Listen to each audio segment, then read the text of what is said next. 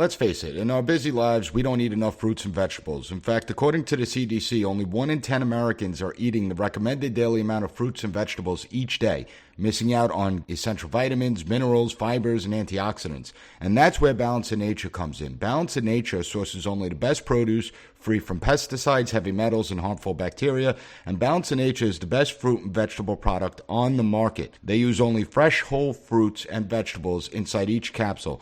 They don't use any GMOs, fillers, binding agents, or preservatives of any kind.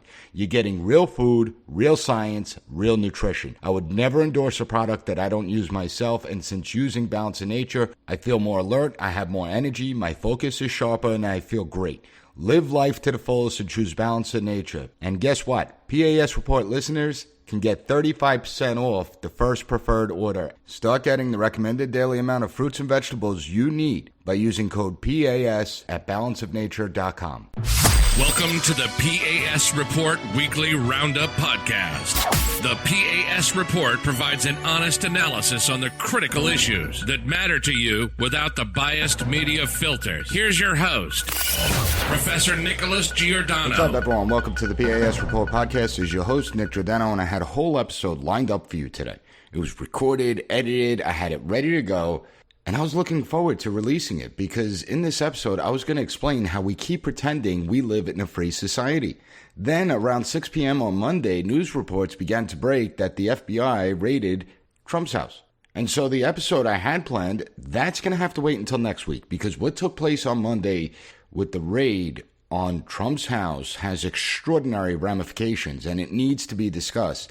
But the episode does go hand in hand with the episode that I plan to release. So you'll be able to hear that episode next week and you won't want to miss it because there are so many people who are living in a fantasy world and they don't want to admit the obvious, but we're witnessing the obvious every single day. The news of the FBI raiding former President Trump's home, it's rocking the very foundations of American political life. This is what you see in banana republics and the institutional corruption. It's been apparent for so long before President Trump, but many of us chose to ignore it. For over a decade, I've been warning about the increasing corruption of our institutions. And when I say corruption, it's not corruption like money and bribes, that happens too.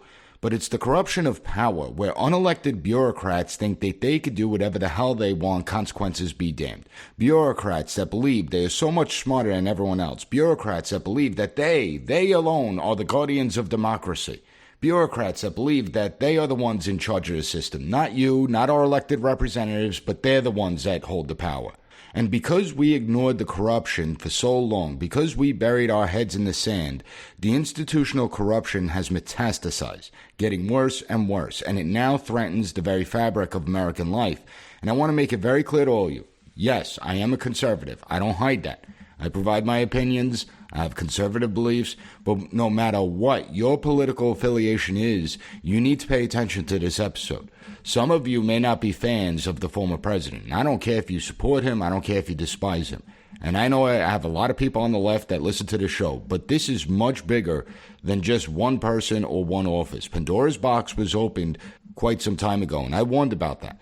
Now we are seeing the results, and it doesn't end well for anyone, regardless of what the political ideology is. The FBI raid on President Trump sends a dangerous and powerful message, not only to Americans, but to the rest of the world. For those celebrating this, I have a warning for you. Be careful what you wish for, because it's not going to work out the way you think it is, and it ends badly for everyone.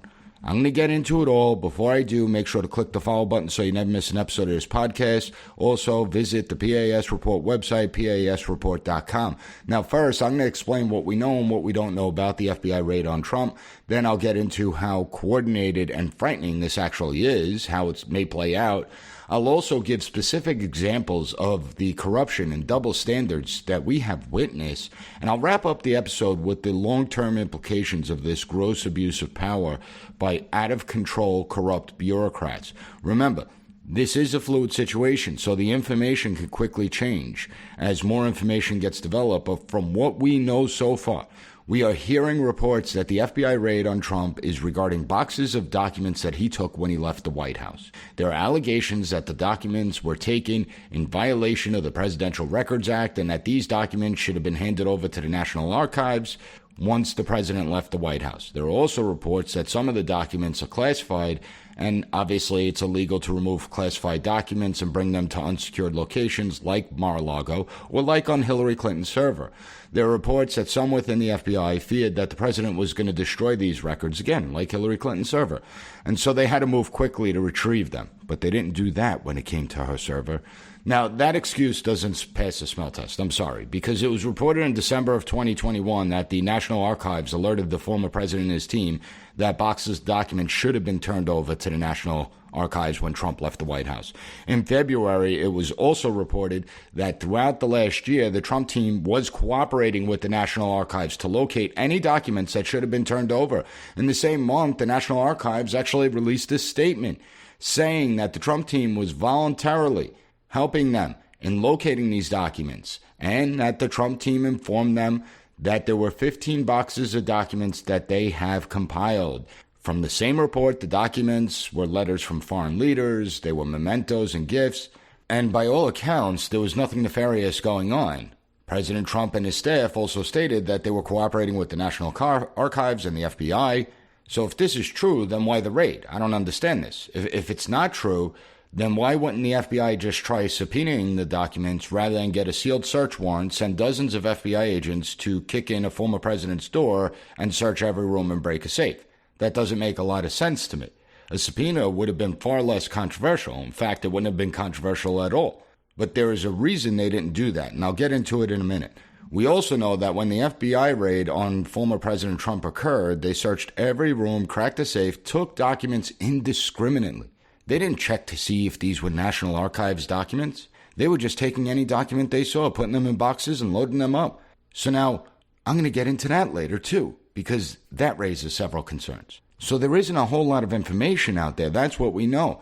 There is far more that we don't know. And there are things that I'm very curious now as to what were these documents about. I mean, if this was all about the documents, which it's not, I'll explain that. But if this was really about these documents, well, now I really want to know what the hell's in them that you would raid a former president's home to get these documents. I don't know, maybe it contained information about Area 51. Who knows? Maybe the documents contained dirt on politicians and corrupt officials. Maybe these are the Epstein files, the magic Epstein files. You know, apparently the judge that signed off on the warrant actually represented some of Jeffrey Epstein's employees, including the pilots and of the Lolita Express. Now, that may be a little conspiratorial, but it's so weird that this guy suicided himself 2 years ago and his name still pops up everywhere. I don't know. Maybe the DOJ should actually look into that, get to the bottom of the whole Epstein thing. Maybe one day we'll have answers in regards to that. But I have no idea what's in these documents. But now I want to know, because it's piqued my interest that you have all these people, dozens of FBI agents going into Mar-a-Lago and searching the home of a former president, something that's never happened. So let's have the DOJ Attorney General Merrick Garland and the FBI Director come out and tell us. Because we know both FBI Director Wray and Merrick Garland had to be aware of this. They had to give their approval for this raid. You're not going to let some supervisory special agents make a judgment call to obtain a warrant and raid the home of a former president. You're just not going to do that. And then the real question becomes, who at the White House was informed this was going to happen? Of course, the White House comes out and states, no, we had no idea of this raid. We were never informed of this raid. There's this wall between the Department of Justice and the White House, and we don't get involved in the Department of Justice because we don't want it to look political or anything like that. That's a bunch of baloney. If you really believe that the White House wasn't informed about this raid ahead of time, I have a bridge I could sell you. We know that this is an extremely political Department of Justice and FBI. There is no chance on earth that the Attorney General is going to approve the FBI raid of a former president and not inform the White House. There's no possible way. I will bet my life that people within the White House knew this raid was coming down the pike. They knew it. Whether it's the White House counsel, the chief of staff, several others, who knows? But they had to be informed prior to this because of the potential political blowback on President Biden. So there is no doubt that the White House knew about this. Now, I'm going to get into some facts and some speculations here. According to court documents, the sealed search warrant, it is sealed. So we don't know what the parameters were because it is sealed. The warrant was signed on August 5th, and obviously they executed the warrant on August 8th. Since that's the case, the FBI has had to be investigating the former president for at least a couple of months to justify the need for a warrant, show some type of reasonable suspicion or probable cause. Also, I have little doubt that the FBI was monitoring the former president. Little doubt of that. Why did the FBI wait until the 8th to execute the warrant? Why didn't they go the day the warrant was issued or the next day? It's not a coincidence that they executed the warrant on Mar-a-Lago while Donald Trump was here in New York. So there's no doubt in my mind that this was planned. Now, the speculation part comes here. What is this whole investigation about? And even disgraced Emperor Cuomo is demanding that Merrick Garland and the Department of Justice immediately explain what's really going on. He tweeted out, quote, DOJ must immediately explain the reason for its raid, and it must be more than a search for inconsequential archives, or it will be viewed as a political tactic and undermine any future credible investigation and legitimacy of January 6 investigations, end quote. Then you have Majority Leader Schumer. He knows something isn't right. Schumer loves to hear himself talk. There's not a politician out there that loves to hear himself talk more than Chuck Schumer. And he's never been shy about opening his mouth. When he was asked about this, he responded, quote, well, I know nothing about it other than what I've read like everybody else. So I think it's wise for me to withhold comments until we learn more, end quote. For the majority leader not to pontificate, you know something is up. I also do find it a little odd. If you're going to sit there and you're going to kick in the door of a former president of the United States, you would think that maybe House leadership and Senate leadership should be briefed from both sides of the political aisle. That would make much more sense if you didn't want it to look political. And yet here we are less than, 90 days from a midterm election that's extraordinarily consequential, but I'm getting past myself. Okay, even Schumer and Cuomo, even they know it's not about National Archive materials. And they certainly aren't Trump supporters, that's for sure. And then I see some people speculating that the Department of Justice may be using this as a pretext to prevent the former president from running in 2024. Okay, that may be true. Now, they're using U.S. Code 18, Section 2071, which talks about handling government documents, and one of the penalties upon conviction is that the person, quote, shall forfeit his office and be disqualified from holding any office under the United States. But that doesn't make any sense either. While this statute does state this, it does not apply to elected officials in the House, the Senate, or even the President of the United States. And if they tried to use this to try and prevent President Trump from running in 2024 over the archive material, that won't work. The court would immediately throw out the case. You are not going to go after a former President of the United States for mishandling government documents. The Constitution is very clear on the requirements to run for these offices, the House, the Senate, and the presidency. And the Constitution trumps any statute, no pun intended there. The requirements in the Constitution are very few and simple. There are age requirements, residency requirements, and naturalization and citizenship requirements. That's it.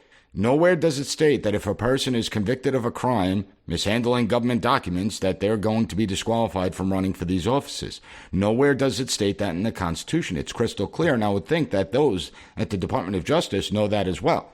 So there are only two ways to truly prevent former President Trump from running for office again: to deny the American people the right to choose their political candidate. There are only two ways. The first is impeachment and removal. Obviously, that's not happening because you can't impeach someone that isn't in office. They already tried it twice anyway. But the second way, and the most likely reason, is to invoke the 14th Amendment, which states that anyone, quote, engaged in insurrection or rebellion against the same or given aid and comfort to the enemies thereof, end quote, they will not be able to run for office. And so it goes back to January 6th. That's very clear. It wouldn't surprise me if the archive story was simply a pretext to get into the home, use it to get into the door, and then take all the documents indiscriminately in an attempt to find information and tie the former president to the January 6 riots. Remember what I said before. They went into Trump's home and they just took documents. They didn't check to see if these documents were what the National Archives was looking for, wasn't looking for, or anything like that. They just took them and left. I'm sure they took all the electronic equipment too. And so they want to tie the former president to the January 6 riots. But wait, wasn't that supposed to be what the January 6 committee was supposed to do? Wasn't that what the impeachment originally was supposed to do? So I guess that didn't work out so well, so now they got to try a new tactic. Now, I admit that this is speculation on my part, but why else would they take so many documents indiscriminately at the same time Trump and his team were cooperating with the National Archives Bureau and giving documents back to them like there was no real conflict there? Why would they do that? So doesn't the January 6th explanation make much more sense? I mean, find something that links the former president to sedition and conspiracy to defraud the government, and then you have your case. This whole thing may simply be a dangerous fishing expedition to prevent Trump from running in 2024. An expedition that has disastrous consequences that go well beyond Trump or Biden or the current partisanship. That's how stupid people are. They don't realize how dangerous. They try and put faces to it, and I guess that makes it more emotional. But the reality is that this is much bigger than just one person. And that's probably why, at least as of this recording, that we haven't heard from the Attorney General himself. Imagine if the Attorney General came out, because he should be explaining himself, right? I mean, he should have immediately been out there, knowing that this is going to create a political firestorm. I mean, just the optics alone. You would think that they would say, hey, this could be seen very political, so we better be very careful when we're doing this. So you would think the Attorney General would come out. But the problem is, imagine if the Attorney General comes out to speak to the American people, and the rest of the world for that matter, and confirms that the investigation is all about these archive documents. Well, what happens only to come out if he comes out later and says, well, we didn't find anything prosecutable with the archive stuff, but we did find stuff on X, Y, and Z, and that's what we're going to prosecute him on. How's that going to look? So you have the Attorney General that really can't come out and say anything. We should demand he does. We should get full explanations.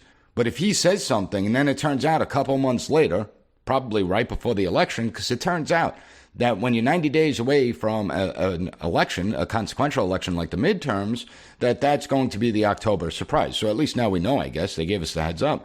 But it's not going to look non-political if they come out and say, well, we were going to go after him about the archive documents, but then we found this stuff. Then it's just going to look political, which that's exactly what it is. It would be naive to think that this was all about mishandling government documents. Then you have the Never Trump crew, these pathetic individuals, the Democrats, the acolytes in the media, all saying, this is it. We finally got him. You know, we investigated him with Russia. We investigated him with Bountygate. We investigated him here and there. New York State investigated him. The New York City District Attorney investigated him. Had special counsel investigating him. And we didn't get anywhere. But now we finally got this guy. Now we're going to finally take him down. But really? You're going to bring the president down on mishandling government documents? That's what you're going to attempt to bring him? Maybe it's true, maybe it's not. I don't know. But at what cost? You hear these fools say that nobody is above the law, including the president of the United States. That's laughable, given what we have witnessed over the last 2 decades, because it seems there are a hell of a lot of people that are above the law. And they all have something in common. They're either a Democrat and or they hate Trump. That's what they have in common. Let's at least be honest about that. You could try and deny it all you want, but let's be honest about that. There are plenty of people that are above the law in the United States. And I'll give you tons of facts in a few minutes. They'll say that if the president committed crimes, he should be prosecuted. And then they try and pigeonhole their opponents. They try and pigeonhole people like you and me. Well, if you don't prosecute Trump, then you're saying that he is above the law. If you don't want to prosecute Trump, you're putting party over country, party before country. You're part of the MAGA cult. What these idiots don't understand is that our institutions destroyed their credibility. They destroyed their credibility when they said they weren't spying on the American people, and it turned out they were.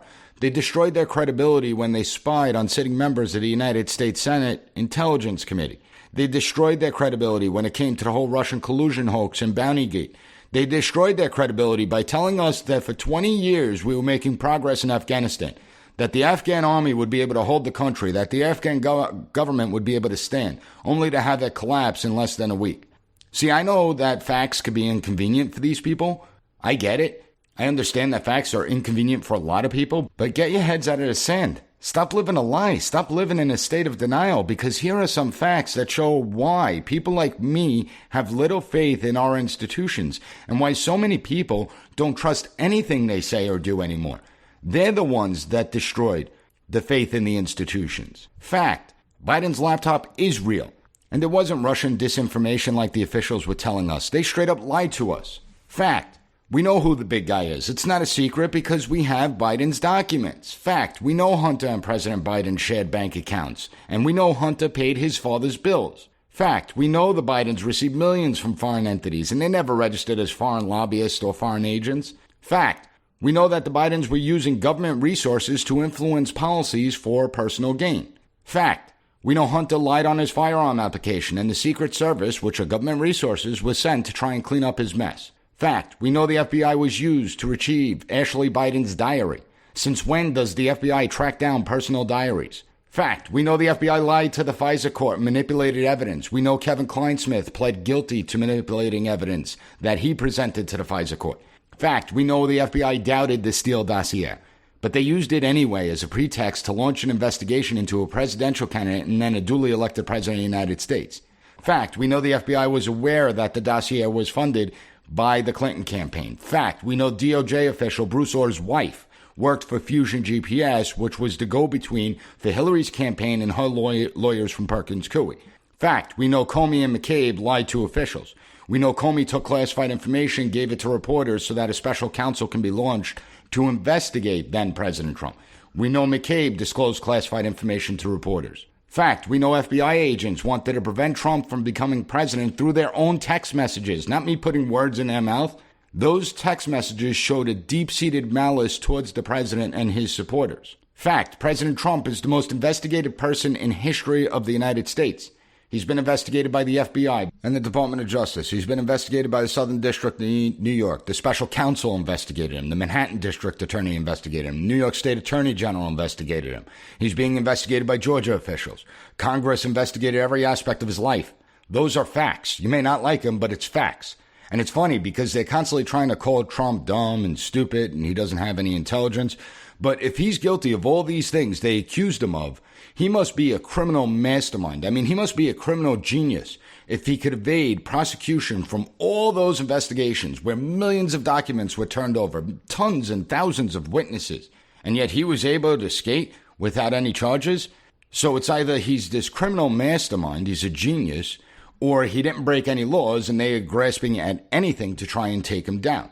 Another fact, we know Hillary deleted over 30,000 emails, some of which contain classified information. Fact, we know having a private server is the mishandling of government documents. Fact, we know Hillary's server was destroyed after the server was subpoenaed, and it was subpoenaed to preserve the server and the emails.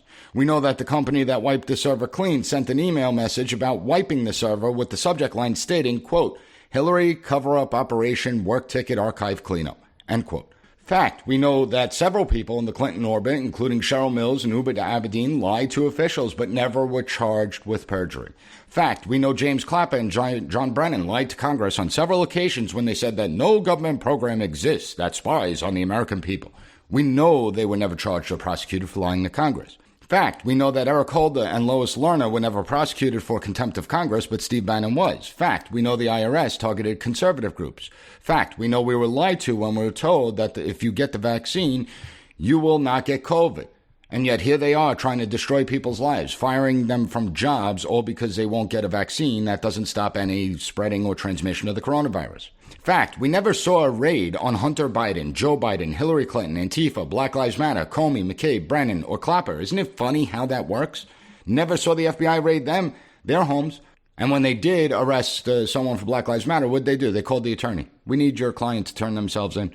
Amazing that the Trump people didn't get that. Instead, you got, raids on Roger Stone's house. You got SWAT coming in from the water and the land and CNN cameras right in the corner. You got Peter Navarro being accosted, getting off the plane. Truly stunning. So regardless of how you feel about Trump, whether you love him or hate him, don't you dare question me about why I distrust these institutions, because those are just the things I could ramble off the top of my head. I am sure I can add a bunch more to that list. So don't you dare question my motives and integrity. At every step of the way, these institutions have proven themselves to be ideological weapons. They themselves are responsible for the lack of trust. And I know these are inconvenient facts, but they are facts that cannot be ignored. Not for nothing, but just last week, you had FBI Director Christopher Wray complaining that his resources are stretched thin and that he has to prioritize cases. He didn't answer any of the questions that were asked of him, but he made sure to get that out. He also made sure to talk about the dangers of domestic violent extremists. We keep on hearing about how domestic terrorists are the biggest threat to democracy. He's probably alluding to Ultra MAGA, that we have this out-of-control white supremacy problem here in the United States, and that these white supremacists are engaging in planning domestic terror attacks on American soil. Right? This is a narrative that's been drummed into us for like the last 2 years, has it not? Well, let me ask every single one of you out there, especially if you're in the Homeland Security arena. How many raids has the FBI conducted on these domestic terror organizations? And I'm not talking about your January 6th rioters. I'm talking about those actively engaged in domestic terrorism. those actively planning and plotting against the United States, looking to attack the United States. I'm talking about how many FBI raids have we seen against white supremacist organizations? How many doors have we seen kicked in of white supremacists? Why don't you ponder that for a little bit? Because don't you find it the least bit odd that we have this huge threat of white supremacy that they're telling us about, that we have all these domestic violent extremists running rampant within the United States, and yet we don't see FBI raids on these domestic violent extremists that they claim is going to take down democracy? You should at least ask questions about that. Open your mouths and ask those types of questions. See, this is how we know it's all politically motivated and calculated. This is how we know it's a coordinated effort. And how do they think it's going to play out is beyond me. We see this BS go on in third world countries. We're not supposed to see it here in the United States, but we are. You have these corrupt bureaucrats. They have destroyed the trust we once had in our institutions. And what do they think is going to happen if they continue this push? That's what I want to know. You don't have to be a genius to see how this ends very badly for all of us, regardless of political ideology. Their disdain for Trump has clouded them to the point where they don't even see the damage they are inflicting on our society. And they don't even care to hide what they're doing. They just openly do it. It's not even like it's under the table and they try and play coy. But maybe it's not that they don't see the damage they're inflicting. Maybe it's that they really just don't care. Maybe that is what it is.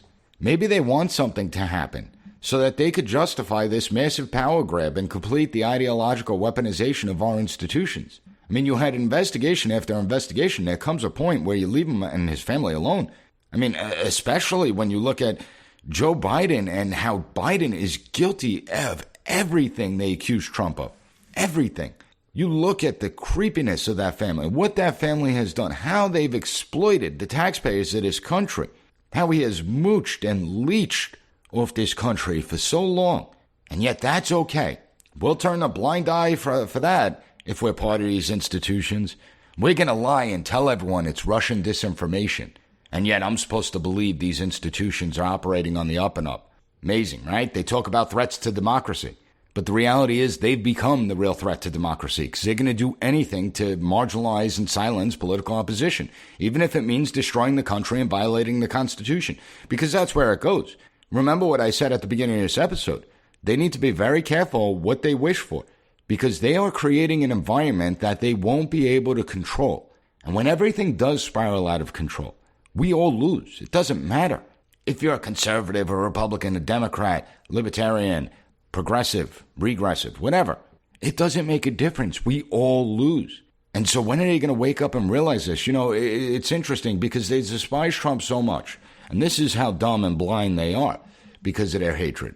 Over the last year, you've actually saw President Trump lose support within Republicans. A lot of Republicans were starting to look towards DeSantis' way. They were saying, I love Trump and everything, but I don't want the drama. So maybe DeSantis should be the one that runs in 2024. And so maybe they would have gotten their wish. Maybe President Trump wouldn't have run. And maybe he would have lost the primary. Who knows? Well, what did they just do by this raid? What did they really accomplish? They accomplished galvanizing the entire Republican Party back into Trump's corner because they see the unfairness of this. They see how this is a political attack. They see the political weaponization that's going on. And that is something, that's how short-sighted these people are that are in charge. We need to wake up. We need to get rid of these institutions. We need to begin to move back towards limited government. This is what the Founding Fathers warned us about, that when government grows too big, too powerful, it will always abuse its power. And that's what we're witnessing today. As the bureaucracy has grown larger and larger, the abuses have become more and more dangerous. And it's time we woke up to that point. Now, you have to pay attention to next week's episode. So I was supposed to release it this week, but I'm going to be releasing it next week. You have to pay attention, because it dovetails with this episode. They center around the same theme. The theme is that we pretend to live in a free society. So make sure you tune in. And I hope you found the content of this episode informative. Make sure you share it with others, family, friends. And don't forget to give the P.A.S. Report a 5-star rating on Apple Podcasts. Take 30 seconds to write a review. I want to thank you for joining me. Stay safe. I'll be back on Monday with another great episode of the P.A.S. Report podcast. Thank you for listening to the P.A.S. Report Weekly Roundup Podcast. Have a good one. Bye. Be sure to rate, share, and subscribe to the podcast. so you'll never miss an episode. Also, visit PASreport.com and follow us on Twitter at PAS Report.